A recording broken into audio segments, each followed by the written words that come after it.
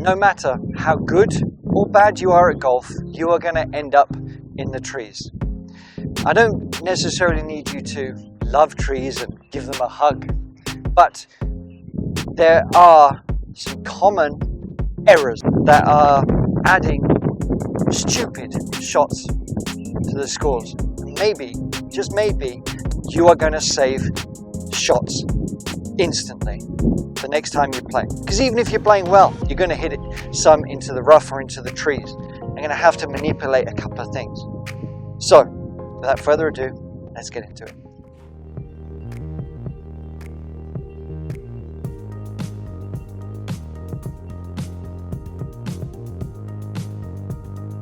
Biggest mistake, number one, you might not like this, but it's practicing. When was the last time you actually practiced any real shots when you're kind of in the trees? Because when you're even just playing against friends or in a competition or whatever it might be, you want to get the best result, right? And let's say here, you might have only missed the fairway by 20, 15 yards and you're screwed because you haven't got much of a shot. We're on a sort of quite a short par 5, but it's a short, we don't want to double bogey this. That's how you break 100. That's how you break 80 even, avoiding the double bogeys. But we also don't necessarily just want to say, okay, there's trees all in front here, there's a bit of danger, let's play the sensible shot. It doesn't always have to be the safe play just to kind of chip it out, right? And think, well, okay, I'll take my punishment. There's definitely necessity for that sometimes. But you know what? If you don't practice, like a bit of adventure, one, it's a bit boring. But two, you'll never, when it actually comes to trying to execute something that's a bit more challenging, shall we say, even if it's like, okay, I want to get it a little bit further or hook it around, whatever it might be, if you are trying to execute that when you actually are playing in real life, and more or less the first time you're trying to execute it, and you think, all right, I'm trying to be like Seve or Bubba Watson, I want to hit a big hook here. When was the last time you practiced that or even tried it? The odds of you actually executing it well are pretty small. So if you can, when you're running out with even just playing a few holes on your own or with a couple of friends, or even just take a little bit of time to grab a handful of golf balls and just hit a few adventurous shots, picking your targets, trying a couple of different things, whatever it might be, just practice it. Different lies, different clubs. And I'm not saying hours and hours and hours, just a few. So you've kind of got like a stock shot to go to. And primarily it's going to be having the kind of low shot under the tree branches that goes pretty straight. And we'll get into that in a minute, but make sure you practice it. Otherwise, you're just going to end up getting frustrated because you're going to screw it up. And you could be playing pretty well. But if you just miss the fairway, and it's like, you don't have to lose one shot by having to play safe, but you also don't want it to make it much worse because you're going to clatter into trees and end up with a double or a triple or anything like that. But we also need to practice the slightly more adventurous shot that gives a bit more reward. One, it's fun. Two, it's going to help you score. All right? So, yeah, go and have some fun with it. Let me know how you get on and let me know if you're going to do that. The biggest mistake, number 2, is more often than not, we're trying to hit the ball low when we're in the trees, right? Whether it's a low draw, there's going to be a few where we're hitting it high. We'll get to that. But we want to hit it low. So most people think, right, I've got to hit this like a power chip shot. And they move they stand a little bit closer, they move the ball way back in the stance. And yes, you have to do that. But one of the mistakes is people just move the ball way too far back and they're just not used to, maybe you're just not used to, hitting the ball from here, especially trying to make a full swing. So what happens? What happens when we are we're getting the ball too far back and we're hitting down too much? one thing that can happen is we smother it and completely sort of scuff the ball through the rough and it ends up disastrous. The other option is we basically pop it up, so we're digging too far down and the ball sort of just pops up in the air, hitting the trees. Either result is kind of crap. So there just has to be a baseline, a fundamental baseline, to make sure, like, okay, why am I moving the ball further back? Because I want to close the face a little bit, right? Or we want to have that descending blow. Just make sure that when you do it, you've got the ball over the sternum. Just do a little checkpoint here. It doesn't need to be any further back than that, okay? To hit it a bit lower from that point, so we've got the ball over the sternum, just to here. That is plenty far back enough, because we still primarily need a decent contact. If we're trying to hood the face so much, you need to either take a bit more club, or if you're like, okay, the grass is too long, you then need to decide, perhaps I do need to chip out, whatever. But let's say you're trying to go through as far as you can under the trees. Just have it above below the sternum, a little checkpoint there. About 70% of weight on the lead side, okay? But the next most important thing is to commit down and through. We're not trying to dig down here, we're just trying to get through it. But the final little tweak that you can do is to stand a little bit closer, okay?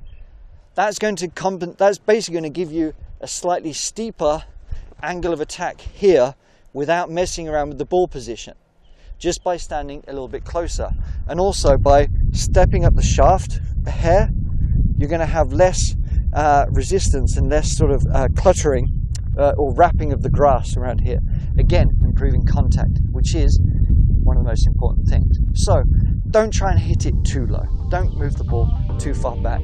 Just work on getting a consistent contact, and then you've got a foundation to pick your spots and hit out the trees. Let's go on to the next one. Number 3, not committing to the tunnel that you're trying to hit through and finding the right club to hit through that tunnel. So I've got an example here. We have a decent enough lie. We're not going to really realistically better get to the green. I could probably, if this was doing well in a tournament, I perhaps would chip out, but that's what we're here for today. So I'm like, okay, where's the hole? Where do I want to try and thread this ball through, and what club? I'm not going to get to the green. But where most people go wrong is they think, well, I've got to hit it low, or I want to hit it through that hole there. How do I get the ball into that? A few things have to happen, but one of the simplest, well, there's 2 things that we're going to do. One, I don't know if you're aware of this, but if you throw a club on the floor, okay? Throw a club on the floor and then just stand on it, so it sort of hits a flat point with the angle of the club face. That is more or less the trajectory that this club is going to do. Yes, we can manipulate it, but just sort of having a bit of an idea. So I'm going to go a little bit lower because I'm going to adjust that. But that, for me, is going to hit through this specific spot that I'm going to try and thread it through up there. Okay? That's what we're going to aim for. So I've kind of chosen a 9-iron because that's where I want to get to. I'm going to try and land it about 120 yards onto the fairway. Sort of like a half, 3/4 swing, but going through that hole. So I've done my little checkpoint.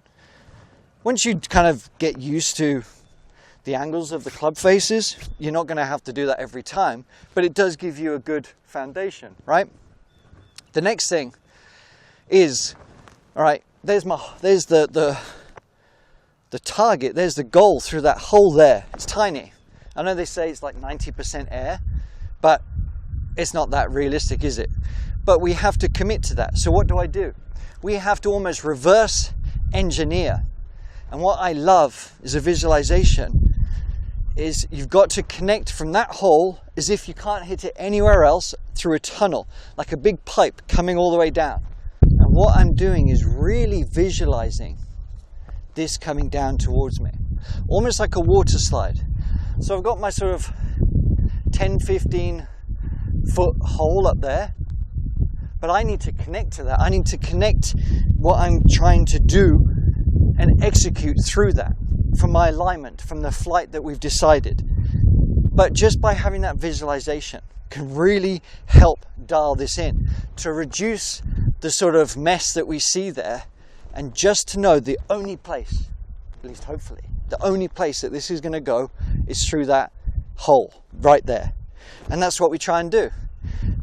And now we don't faff around, we just try and execute it. There's the shot. I'm going to try and do kind of a big half swing, I guess, kind of like a punch but soft, and we go through, and it worked out perfectly. Okay, 120 yards on the fairway, just fine. And it's because I knew the height of the club. I knew, and I was specific with where I wanted to hit it, but I connected to it from the setup, from my intent and everything. I didn't just pick a target and randomly think, how can I get it there? It was a very quick process, but a very effective one. Biggest mistake number 4 is not realizing you can use a hybrid when you're hitting out of the trees. Everyone, or if you don't, I'm sorry, most people just pick up a strong iron, 6, 5, 4, whatever it might be, trying to think they've got to hit it low. Great, fine, perfect. But the margin for error can suck with these, especially if the lie's a bit crappy. Especially if you're not practicing this like we talked about earlier. If you're trying to sort of do a power chip that's going to hook 150 yards and you haven't practiced it, there's a chance you might really screw that shot up. So, forget the long irons. Grab your hybrid. If you haven't got one, I really urge most of you to get one, okay? They're just easier, they boost confidence, there's a margin for error, they give you distance and height just the way they're designed, and you play them pretty much exactly like you would an iron. That's it. This is just, I'm not going to go into many details, but you're doing the same things you would with if you're trying to play the iron shot here. But we're just going to, the beauty of it is, because these sort of have like a trampoline effect and there's just a bit more center of mass, you don't have to make a longer swing. You don't have to try and generate as much power. You can almost just sort of chip this out, but you're still going to kind of bump it up. You're going to get the ball going, but the chances are you're going to make a decent contact.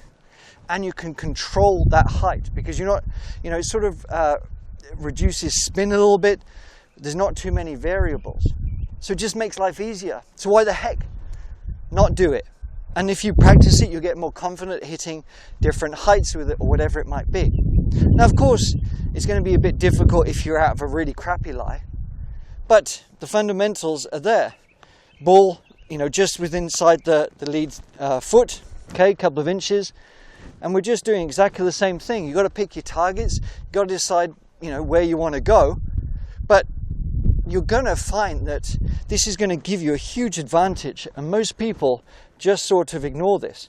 So using this club is going to give you more consistency when you do end up in the trees. And you know what, even if you're just trying to bump it out, so I'm kind of talking about a longer shot there, even if you're thinking, all right, I really don't want to mess around with there, I just want to kind of get it out to here, or at least like 20-30 yards further, right? Because I could just take a sand wedge and go out that way. But why not try and gain, let's say 30 yards here, because all of a sudden I'm hitting another fairway wood into the green. But if I go this way, there's a chance that I've only got like a 6 or 7 iron into the green, all right? And I'm just going to do a chip. And it's easy. Like, I didn't really have to try and do anything. It was stress-free. So, don't be like too many people. Use a hybrid out of the trees. Mistake number 5 is not going for it enough. Take this example. I hope you can see this. we've got like 200 yards to go. I think it's pretty much that. I would say most of you would, one, bail out, which is fine sometimes. Two, I would say the benefit is kind of going the middle of the road here, where we've got this sort of big opening. We have to hit it kind of low, and we're going to get it somewhere sort of near the green. I would say if you're trying to break 90 or 80, that's a good bet. But you know what? Why not occasionally have a bit of fun and challenge yourself? And I can come up with hundreds of different examples, but here there's actually a sort of hole up in the trees just sort of left of the green, and what it would require is a sort of high fade. And you're thinking, man, I can barely make contact, or how am I going to make a high fade? The point is, unless you're in a serious competition, why the heck not try it? Just think of Bubba Watson when he hit that 150 yard or 140 yard and there's like an 80 yard hook or something crazy on that playoff hole in the Masters. How did he do that? That wasn't the first time he's ever tried it, was it? But he was able to do it because one, he had confidence in himself, and two, I know, like we talked about earlier, that he's practiced that somewhat, even on the range, but in the trees. But have some fun with it, right? We often forget that golf should be fun, and hitting stupid shots, like harnessing the Seve within you, is going to not only improve the rest of your golf game, it's just going to make it more enjoyable. So one of the mistakes is just either always playing safe or kind of doing the obvious choice. Let's be a bit daft occasionally, right? And being daft in this scenario would be kind of going up to the left where there's like an opening and hitting a big high fade. What club could I use for that? What sort of strike do I need for that? But the reason why I'm going for that is because that way I can pretty much sure if I do it well, I can get it on the green, or at least close. If I take the sort of middle road, a low hook is definitely the safer and still going to get a good result. But it just depends, as I was saying. Try and go for the silly shot. So I want to hit it through the tunnel that we talked about earlier. My practice swings are going to try and feel the swing that's going to execute that. That's what I'm trying to accomplish here, is hitting that high fade through that gap, okay? That's what we're trying to do. Will it work? I don't know. But I just want to try and point out, I just wanted to find a scenario that is going to enable us to have a bit of fun. I don't think I have the right club here, so bear with me. So I actually think, because I was talking about it earlier, I think I'm going to use the hybrid, all right? Let's see if I can execute what I'm waffling on about. Because it's going to give me a nice sort of decent solid contact. I just have to make sure that I get the line right, okay? So I'm going for a high shot through that tunnel. Maybe I'll execute it correctly, maybe I won't. I'm just going to make sure that I commit to the task. And I did. It went through. And you know what? Because I took the hybrid, I didn't have to hit that full. And I didn't get the perfect contact, a little bit sort of heavy. But if I'd done that with a longer iron, like I was talking about, that kind of would have been a bit crap. But have some fun, all right? So there you have it, my friends. Have some fun when you're playing golf. You're going to hit it in the trees. Have some basic foundational options that you can go to, but enjoy it as well. Think about it a little bit deeper. Think about what mistakes you might be making. Review those that we've talked about, and please at least apply one of them and let me know how you get on below. All right, thanks for watching, and if you liked the video, let me know. If you didn't, let me know. But there's also a really cool free series that you can get that's going to help every facet of your game, and I will see you next time.